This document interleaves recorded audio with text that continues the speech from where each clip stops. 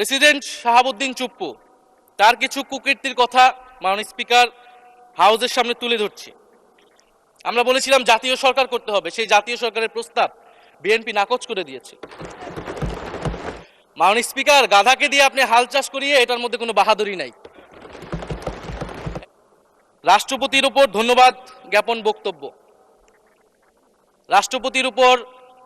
রাষ্ট্রপতির বক্তব্য আমি শুনিও নাই, পড়িও নাই, এবং সেই বক্তব্য দেওয়ার সুযোগ করে দেওয়াকে আমরা প্রত্যাখ্যান জানিয়েছিলাম। আমরা খুব স্পষ্টভাবে বলেছিলাম যে এই রাষ্ট্রপতি অপসারণ প্রয়োজন, তাকে গ্রেফতার করা প্রয়োজন। এই রাষ্ট্রপতির আর কোনো অধিকার নেই বঙ্গভবনে থাকার, এইখানে এসে বক্তব্য দেওয়ার। প্রেসিডেন্ট শাহাবুদ্দিন চুপ্পু তার কিছু কুকীর্তির কথা মাননীয় স্পিকার হাউসের সামনে তুলে ধরছি। তিনি দুদকের কমিশনার ছিলেন, তাকে দুদকের কমিশনারের করা হয়েছিল 3টি অ্যাসাইনমেন্ট দিয়ে। 1 নম্বর হচ্ছে খালেদা জিয়া এবং তারেক রহমানের বিরুদ্ধে দুর্নীতির অভিযোগের শাস্তি নিশ্চিত করা। 2 নম্বর পদ্মা সেতুর দুর্নীতির অভিযোগ থেকে আওয়ামী লীগকে ক্লিন শিট দেওয়া। 3 নম্বর ফখরুদ্দিন মঈনুদ্দিন সরকারের সময় শেখ হাসিনা সহ আওয়ামী লীগ নেতাদের বিরুদ্ধে হওয়া দুর্নীতির মামলাগুলোকে বাতিল করে দেওয়া। এমন একজন ব্যক্তিকে বিএনপি সরকার রাষ্ট্রপতি হিসেবে এখনো মেনে নিচ্ছে মাননীয় স্পিকার। আরেকটি ঘটনা বলি, 2009 সালে শেখ হাসিনার ক্যাঙ্গারু আদালতের নির্দেশে এই শাহাবুদ্দিন চুপ্পুর নেতৃত্বে 3 সদস্যের judicial inquiry commission on minority torture in 2001 করেছিল শেখ হাসিনার ক্যাঙ্গারু কোর্ট। এই প্রতিবেদন অনুসারে বিএনপির 26,000 বিএনপির নেতাকর্মীকে 2001 সালে ক্ষমতায় এসে কয়েক হাজার হিন্দুকে তারা হত্যা করেছে, এজন্য দায়ী করা হয়েছিল মাননীয় স্পিকার। এবং আওয়ামী লীগ এই রিপোর্ট দেশে বিদেশে এই রিপোর্ট ফেরি করে তারা নিজেদের এখানে ক্ষমতায় থাকাটাকে পাকাপোক্ত করেছিল। মাননীয় স্পিকার, এই রাষ্ট্রপতি চুপ্পু এস আলমের হাতে ইসলামী ব্যাংকে তুলে দেওয়ার কারিগর, 2 কোটি আমানতকারীকে পথে বসিয়েছিল। এবং জুলাই গণহত্যার সময় তার ভূমিকা, ফ্যাসিবাদের সাথে তার সংশ্লিষ্টতা সবকিছু আমরা জানি। আমাদের দুর্ভাগ্য, এই দুর্নীতিবাজ, অপদার্থ, মিথ্যুক, গণহত্যার দোসর এখনো বাংলাদেশের রাষ্ট্রপতি। একটা আলোচনা কয়েকবার এসেছে যে রাষ্ট্রপতির অধীনে কেন শপথ নিয়েছি আমরা বলতে এখানে ব্যক্তিগতভাবে আমার কথাই বলেছে, কারণ আমি এখানে শপথ নিয়েছিলাম। তো মাননীয় স্পিকার, সেই সময়ের প্রেক্ষাপট আর এখনকার প্রেক্ষাপট কি এক? জুলাই গণ অভ্যুত্থানের পরে 5ই আগস্টের পরে আমাদের সামনে 2টা অপশন ছিল। আমরা বলেছিলাম জাতীয় সরকার করতে হবে, সেই জাতীয় সরকারের প্রস্তাব বিএনপি নাকচ করে দিয়েছে। আমাদের সামনে আরেকটা অপশন ছিল ক্ষমতা আর্মির হাতে তুলে দেওয়া। যদি আমরা সেই দিকে আগাতাম, আজকে তারা এখানে বসতে পারতেন কিনা মাননীয় স্পিকার সেটা সন্দেহ আছে। দেশের স্বার্থে, দেশের স্থিতিশীলার স্বার্থে আমরা সেই সময় সরকারে গিয়েছিলাম, আমরা শপথ নিয়েছিলাম। কিন্তু বৈষম্যবিরোধী ছাত্র আন্দোলন খুব স্পষ্টভাবে 2024 সালে কিন্তু এই রাষ্ট্রপতির অপসারণ চেয়েছিল। সেই সময় সাংবিধানিক ধারাবাহিকতার কথা বলে রাষ্ট্রপতির পক্ষে অবস্থান নিয়েছিল বিএনপির মহাসচিব মির্জা ফখরুল আলমগীর সাহেব, তিনি নিজেই কথা বলেছিলেন। ফলে এখন তো একটা নির্বাচিত সরকার মাননীয় স্পিকার, এখন তো চাইলেই বিএনপি রাষ্ট্রপতি পরিবর্তন করতে পারে সরকার, এবং আমরা বিশ্বাস করি বিএনপিতে সেই ধরনের যোগ্য আস্থাভাজন ব্যক্তি নিশ্চয়ই রয়েছে। এবং সরকার দলের সদস্যরা অনেকে গৌরবের সাথে বলেছেন যে যেই রাষ্ট্রপতি জিয়াউর রহমানের বিরোধিতা করেছেন, সেই রাষ্ট্রপতি এখন জিয়াউর রহমানের প্রশংসা করছে।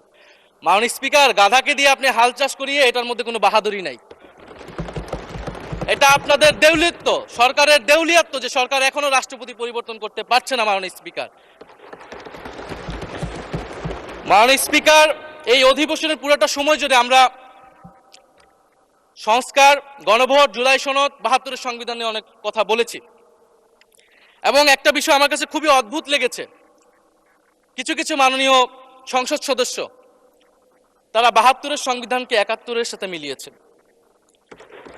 মাননীয় স্পিকার, আমার জানা নেই আসলে তারা কোন বিবেচনা থেকে এটি মিলিয়েছেন। এটা তো সবসময় আওয়ামী লীগ মিলিয়েছে মাননীয় স্পিকার। তারা 72-এর সংবিধানকে 71-এর ফসল হিসেবে 71-এর চেতনার সাথে মিলিয়েছে। 72-এর মূলনীতিকে 71-এর মূলনীতি বলে 71-এর আদর্শ হিসেবে প্রচার করেছেন। আমরা তো সেটার বিরোধিতা করেছি মাননীয় স্পিকার সবসময়, এবং বিএনপির বহু নেতা এটার বিরোধিতা করেছে মাননীয় স্পিকার। 72-এর সংবিধানের ক্রিটিসিজম, সমালোচনা 72 সাল থেকেই বাংলাদেশে শুরু হয়েছিল।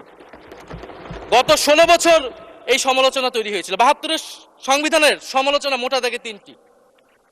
প্রথমত, এই সংবিধান স্বাধীন বাংলাদেশের নির্বাচিত প্রতিনিধিরা প্রণয়ন করে নাই।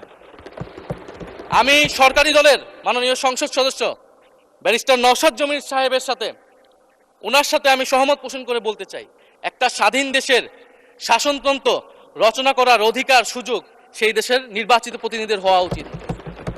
৭২-এর সংবিধান রচনা করেছিল যারা ৭০-এর নির্বাচনে আইয়ুব খানের এলএফের অধীনে যারা নির্বাচিত হয়েছিল পাকিস্তানের শাসনতন্ত্র রচনা করার জন্য, মাননীয় স্পিকার।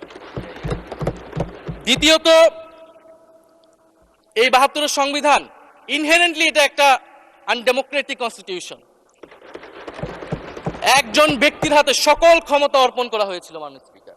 সেই সময় শেখ মুজিবকে সামনে রেখে এই সংবিধান তৈরি করা হয়েছিল। একজন ব্যক্তির হাতে সংসদের ক্ষমতা, নির্বাহী বিভাগের ক্ষমতা, এমনকি বিচার বিভাগের ক্ষমতাও নানা কায়দা করে তার হাতে তুলে দেওয়া হয়েছিল, মাননীয় স্পিকার। ফলে স্বৈরতন্ত্রের বীজ কিন্তু সেই ৭২-এর সংবিধান থেকে বাংলাদেশে শুরু হয়েছিল। এবং সবচেয়ে ইম্পর্টেন্ট, এই সংবিধান হচ্ছে মুজিববাদী আদর্শ দ্বারা রচিত হয়েছিল, মাননীয় স্পিকার। ৭১-এর আদর্শ কিন্তু চার নীতি ছিল না, মাননীয় স্পিকার। ৭১-এর আদর্শ ছিল সাম্য, মানবিক মর্যাদা, সামাজিক ন্যায় বিচার। ৭২-এর সংবিধানে এসে বলা হলো জাতীয়তাবাদ, বাঙালি জাতীয়তাবাদ, ধর্মনিরপেক্ষত্ব, গণতন্ত্র এবং সমাজতন্ত্র, এবং এটার বিরুদ্ধে বিদ্রোহ করেছিলেন মেজর জিয়াউর রহমান। মাননীয় স্পিকার, আজকে বিএনপি তার ফান্ডামেন্টাল জায়গা থেকে সরে যাচ্ছে, মাননীয় স্পিকার। শুধু জামাত ইসলাম ৭২-এর বিরোধিতা করেছে বলে কি বিএনপি এখন আওয়ামী লীগের পজিশনে চলে গিয়েছে? আমাদের জানা নেই, মাননীয় স্পিকার। ৭২-এর সংবিধানের বিরোধিতা করেছেন বদরুদ্দিন উমর, ৭২-এর সংবিধানের বিরোধিতা করেছেন মাওলানা ভাসানী, ৭২-এর সংবিধানের বিরোধিতা করেছেন কমরেড মুজাফফর আহমেদ, ৭২-এর সংবিধানের বিরোধিতা শত শত মুক্তিযোদ্ধারা করেছেন, মাননীয় স্পিকার। ফলে এই ৭২-এর সংবিধানকে বাতিল করার একটা সুযোগ আমাদের এসেছিল ১৯৭৫ সালের সিপাহী জনতার বিপ্লবের মধ্য দিয়ে। জিয়াউর রহমানের এটা একটা ঐতিহাসিক ভুল বলবো, মাননীয় স্পিকার, তার প্রতি সম্মান রেখে, যে আমরা সেই সময় সেই অপরচুনিটি মিস করেছি। আমরা একটা গণপরিষদ দিয়ে নতুন সংবিধান করতে পারি না, এবং এই অপরচুনিটি আমরা এই ২৪০০ মিস করেছি এবং এখনো করতে যাচ্ছি, মাননীয় স্পিকার। মাননীয় স্পিকার, ৫ই আগস্টের পরে যখন সংস্কারের আলোচনা আসলো, বৈষম্যবিরোধী ছাত্র আন্দোলন তারা তাদের পক্ষ থেকে আমরা বলেছিলাম আমরা নতুন সংবিধান চাই বা সংবিধান পুনর্লিখন চাই। বিএনপি বলেছিল তারা নির্বাচনের মাধ্যমে ক্ষমতায় যেতে চায়। ফলে ৫ই আগস্টের পর থেকে রাস্তা দুটি আলাদা হয়ে গেছিল, মাননীয় স্পিকার। তখন আমরা একটা মধ্যপন্থায় আসলাম যে আমরা সংস্কারে আসি। সেই জায়গা থেকে সংস্কার কমিশন ঐক্যমত, সেখানে আলোচনা হলো। এখন সাংবিধানিক সংস্কার পরিষদ করার কথা গণভোটে বলা হলো। এখন বিএনপি সেই জায়গা থেকে সরে গিয়েছে। এখন বিএনপি যদি সেই জায়গা থেকে সরে যায়, আমাদেরকে পূর্বের জায়গায় ফেরত যেতে হবে, মাননীয় স্পিকার। সংবিধান পুনর্লেখনের দাবি আমাদেরকেও জানাতে হবে। তারা যদি ৭২-এর পক্ষে এরকম অটল অবস্থানে থাকে। জুলাই সনদ নিয়ে অনেক কথা হয়েছে, মাননীয় স্পিকার। জুলাই সনদ, জাতীয় জুলাই সনদ, আমরা যেদিন স্বাক্ষর হয়েছিল, আমরা জাতীয় নাগরিক পার্টি সেদিন স্বাক্ষর অনুষ্ঠানে যাইনি, মাননীয় স্পিকার। এবং পরবর্তীতে আমরা স্বাক্ষর করেছি বলা যায় না, আমরা সেখানে আমাদের কমেন্টটা দিয়ে এসেছিলাম, মাননীয় স্পিকার। জুলাই জাতীয় সনদ, জুলাই গণ অভ্যুত্থানের পরবর্তীতে এত কষ্টের যে ফসলটাকে, সেইটাকে মাননীয় স্পিকার নোট অফ ডিসেন্ট দিয়ে সেটাকে কলুষিত করে ফেলা হয়েছে।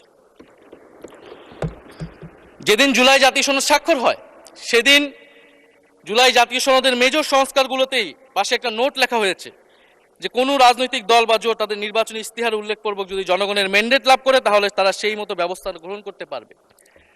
তাহলে যেই দল নির্বাচনে জয়ী হবে তারা তাদের ইস্তেহার অনুযায়ী সবকিছু করবে, মাননীয় স্পিকার। এটার জন্য ঐক্যমতের কোনো প্রয়োজন হয় না। আপনি যদি নির্বাচনে জিতে আপনার ইস্তেহার মতোই সবকিছু করবেন, তাহলে আপনার সাথে আমার কিসের ঐক্যমত, কিসের আলোচনা? এবং সেই নোটগুলো কিভাবে লেখানো হয়েছে, কিভাবে বল প্রয়োগ করে, শক্তি প্রয়োগ করে ঐক্যমত কমিশনকে চাপ দিয়ে লেখানো হয়েছে, মাননীয় স্পিকার, এটা ঐক্যমত কমিশনের আমি মনে করি এখন বলার সুযোগ হয়ে এসেছে, সময় এসেছে। ফলে জুলাই জাতীয় সনদ কে আমরা একসেপ্ট সেই সময় করতে পারি নাই। এবং মাননীয় স্বরাষ্ট্রমন্ত্রীর ভাষাকে ধার করে আমি বলতে চাই যে জুলাই জাতীয় সনদ এক অন্তহীন প্রতারণার দলিলে পরিণত করেছে, মাননীয় স্পিকার, বিএনপি এটাকে। এবং ৭২-এর সংবিধানকে আওয়ামী লীগ দলীয় ইশতেহারে পরিণত করেছিল, কলুষিত করেছিল, এবং জুলাই জাতীয় সনদকে বিএনপি কলুষিত করেছে, দলীয় ইশতেহারে পরিণত করেছে মানুষ। আপনি বলছেন জুলাই জাতীয় সনদ, তারপরে আপনি দেখাচ্ছেন হচ্ছে আমার দলীয় ইশতেহার, তাহলে এখানে তো কোনো ঐক্যমতের সুযোগ নেই। এরপরে আসলো গণভোট। গণভোটের আদেশ নিয়ে সমালোচনা আছে এবং এই সমালোচনা আমরাও করেছি যে রাষ্ট্রপতি এই ধরনের অর্ডার দিতে পারে কিনা। কিন্তু গণভোটটাকে সবাই মেনে একটা কনসেনসাসের ভিত্তিতেই তো আমরা এই গণভোটে সবাই মিলে অংশগ্রহণ করলাম মাননীয় স্পিকার। বিএনপি এবং তৎকালীন বিএনপির বর্তমান মাননীয় প্রধানমন্ত্রী এবং চেয়ারপারসন তিনি নিজেও সংস্কারের পক্ষে, হ্যাঁ পক্ষে ভোটে প্রচারণা করেছেন। ফলে আপনাদের ইলেকশনের আগে এটা পরিষ্কার করা প্রয়োজন ছিল যে এই গণভোট আপনারা মানেন না, এই গণভোটে হ্যাঁ বা না জিতুক এটার সাথে আপনাদের কোনো সম্পর্ক নাই।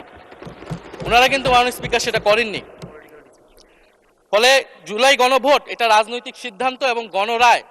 মাননীয় স্বরাষ্ট্রমন্ত্রী তিনি নিজেই সেই সময় বলেছেন যে গণরায় হচ্ছে সার্বভৌম ক্ষমতা, জনগণের রায় আসলে সেটা সকলেই মেনে নিতে বাধ্য হবে, এমনকি যদি সেটার বিরুদ্ধেও কেউ বিজয়ী হয় তারাও সেটা মেনে নিতে বাধ্য হবে।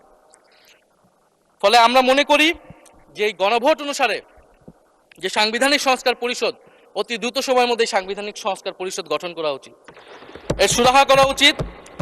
আমরা তো মাননীয় স্পিকার অনেক দূর সরে এসেছি, নতুন সংবিধানের জায়গা থেকে সরে আসতে আসতে আমরা কোথায় আসলাম? আমরা খুবই সামান্য কিছু দাবি এখানে এসেছে, জুলাই জাতীয় সনদ বা গণভোট যেটাই বলেন না কেন, যে একটা উচ্চকক্ষ হবে ভোটের অনুপাতে, তত্ত্বাবধায়ক সরকার হবে। এই তত্ত্বাবধায়ক সরকার নিয়েই তো এত ঝামেলা, গত 16 বছরের এত আন্দোলন। কিভাবে নিয়োগ হবে এই নিয়োগটা আমাদেরকে জানতে হবে মাননীয় স্পিকার। নির্বাচন কমিশনার এবং সাংবিধানিক প্রতিষ্ঠানগুলোতে কিভাবে নিয়োগ হবে, একটা নির্দলীয় এবং গ্রহণযোগ্য নিয়োগ আমরা কিভাবে করতে পারি যেটা দেশকে বিভাজিত করবে না, বিরোধী দলের অধিকার ক্ষুণ্ণ করবে না, এবং সবচেয়ে গুরুত্বপূর্ণ বিচার বিভাগ পৃথকীকরণ মাননীয় স্পিকার। এগুলা আমরা 5ই আগস্টের পরে আসমান থেকে বলিনি, এগুলা গত 16 বছর আলোচনা হয়েছে। বিএনপির 31 দফায় আলোচনা ছিল, আরো অনেক রাজনৈতিক দলের আলোচনাতে, সংস্কারের আলোচনা থেকে আমরা মাননীয় স্পিকার ধার করেছিলাম।